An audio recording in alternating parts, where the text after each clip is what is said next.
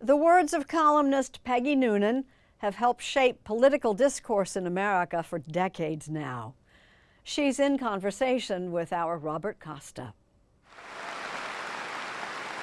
These days, you'll find Peggy Noonan in many places, in front of crowds. The secret of successful politics: be moved more by what you love than what you hate. At the political roundtables. Peggy Noonan, columnist for the Wall Street Journal. And for the past quarter century, in the opinion section of the Wall Street Journal. Back in the off-the-record bar. Yes, like the old days. But when she was just starting out in Washington, D.C., you could find Noonan here, at the off-the-record bar near her job at the White House. I would sit over there by myself. I would order a beer or a glass of wine, and I would just quietly sip and read. In 1984, Noonan joined President Ronald Reagan's staff after working at CBS in New York. At first, she felt like an outsider in the buttoned-up West Wing, but soon became an acclaimed speechwriter, and early on wrote Reagan's moving speech for D-Day's 40th anniversary.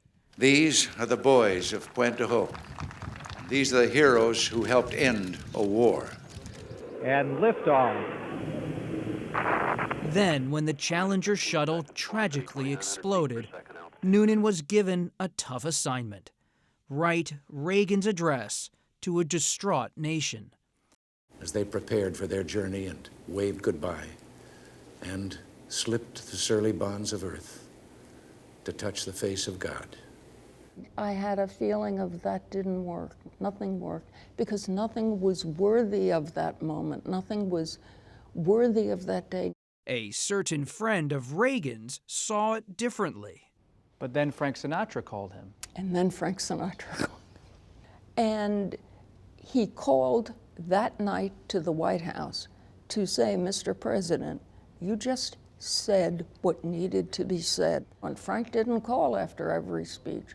By the late 80s, Noonan had cemented a reputation as a wordsmith, and Reagan turned to her for his farewell address. We made the city stronger. We made the city freer. All in all, not bad. Not bad at all.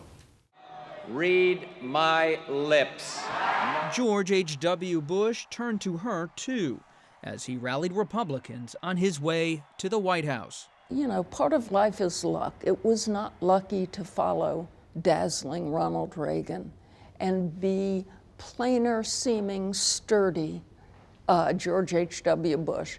But I believe history was not, certainly in his time, sufficiently fair to him. That opinion is one of many found in the pages of her new book, A Certain Idea of America, a collection of her recent work.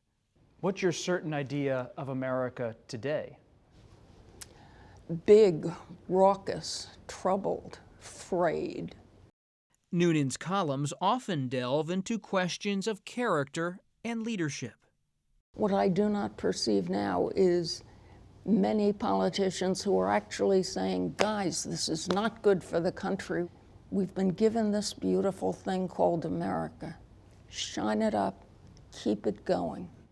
You have a lot of fun in this book doing what you call taking the stick to certain people from time to time.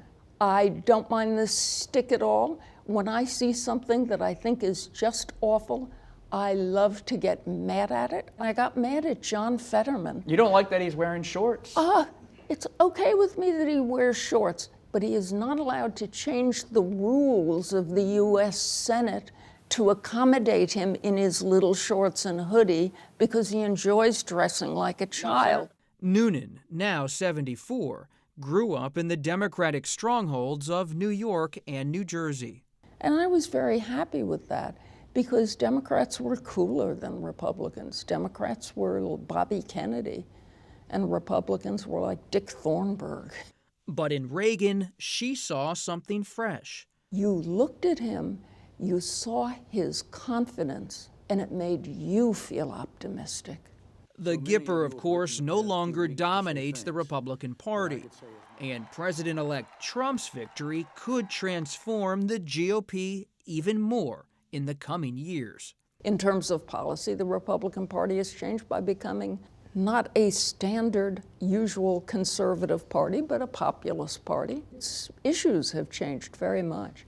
But also the edge of anger and I'm afraid a little paranoia that is in the Republican Party now would be something that Reagan did not recognize. Tip O'Neill, Democratic leader in the House, big, tough guy. Back at the off-the-record bar, the faces on the wall and at the tables still catch her eye. Got Jerry Ford up here, always underestimated. For Peggy Noonan, it's all part of America's story and her own. In a way, you're still the writer in the corner, Yeah. watching everybody at the bar in Washington. I like to watch them. They're human. And you bring a little warmth to it, a little humor, and always bring your stick and smack them when you need to. It's kind of nice.